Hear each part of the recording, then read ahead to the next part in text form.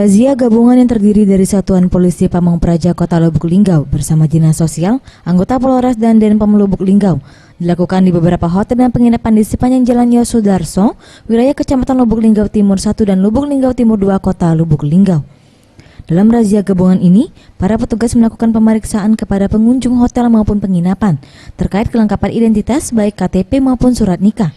Di mana dalam pemantauan tim liputan di lapangan, petugas berhasil menjaring 2 pasangan tanpa bisa menunjukkan surat nikah resmi dan 1 orang yang tak memiliki kartu identitas atau KTP.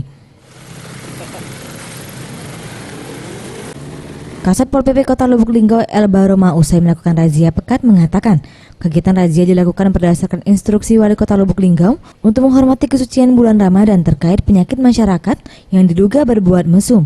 Dari beberapa warga yang terjaring razia tersebut, petugas melakukan pendataan dan pembinaan dan membuat surat keterangan tidak akan mengulangi perbuatan serupa.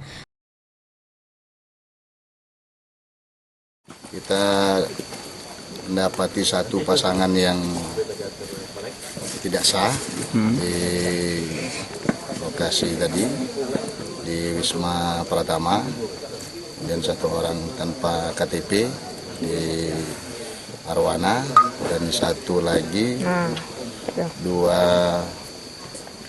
orang yang masih diragukan status perkawinannya. Nah, tadi hanya ada KTP dan fotokopi dari surat keterangan nikah. Itu kami masih mendalami malam ini. Pada Setiawan, Sriwijaya TV.